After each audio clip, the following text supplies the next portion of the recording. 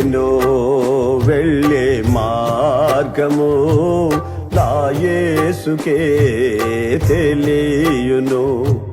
నేను వెళ్ళే మార్గము నా యేసుకే తెలియును. శోధించబడిన మీదట నేను సువర్ణమై మారేదను. శోధించబడిన మీదట నేను సువర్ణమై మారేదను. నేను వెళ్ళే మార్గము నా యేసుకే తెలియును.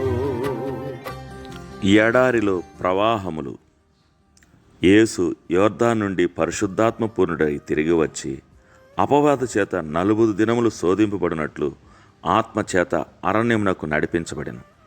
లూకా 4:1-2. యేసు పరిశుద్ధాత్మ పూర్ణుడై ఉండినను శోధించబడ్డాడు. ఒకరు దేవునికి మిక్కిలి దగ్గరగా ఉన్నప్పుడు తరచుగా శోధన వస్తుంది. సాతాను పెద్ద ఎత్తులే ఎత్తునని ఒకరన్నారు. ఒక అపోస్తలుడు క్రీస్తును ఎరుగనని బొంకునట్టు చేశాడు. మార్టిన్ లూథర్కున్నట్లు బహు కొద్ది మందికే గొప్ప పోరాటం ఉంటుంది. కారణం, మార్టిన్ లూథర్ పాతాళ లోకమును కదిలించివేయనై ఉండెను కనుకనే కదా. అలాగే జాన్ బనెన్ కూడా మహా గొప్ప పోరాటమునే చేయించాడు.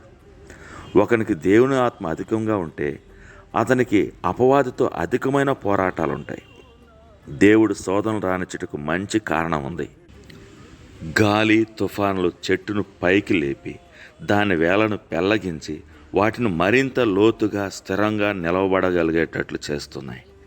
అలాగే దేవుని బిడ్డను స్థిరపరచుటకును అభివృద్ధిపరచుటకును శోధనలు అవసరమే.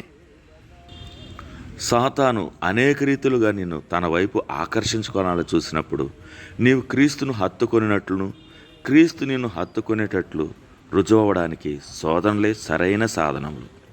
అప్పుడే క్రీస్తు హస్తం నిన్ను పైకి లాగుటకు గుర్తించగలవు. అధికమైన శ్రమలు అధికమైన పాపాలకు ప్రతిఫలమని భావించకూడదు, కానీ అవి అధికమైన కృపలకు పరీక్షలే. దేవునికి పదునైన కత్తులున్నాయి, కరుకైన పరికరాలున్నాయి. వాటితో ఆయన తన ఆభరణములకు మెరుగు పెడతాడు. ఆయనకిష్టమైన ఆభరణములకు మరింత మెరుగుపెట్టుటకు పూనుకొంటాడు. నా ప్రభుని కర్మాగారంలోనున్న పరికరములన్నిటికంటే అందున్న అగ్నిని సుత్తెను ఊలిని నేను ఎక్కువగా ఇష్టపడతాను. ఇనుప దండము లేకుండా నేను పాఠాన్ని ఎలా నేర్చుకోగలను? నా పాఠశాల గది చీకటిగా ఉన్నప్పుడే నేను ఎక్కువగా నేర్చుకుంటాను.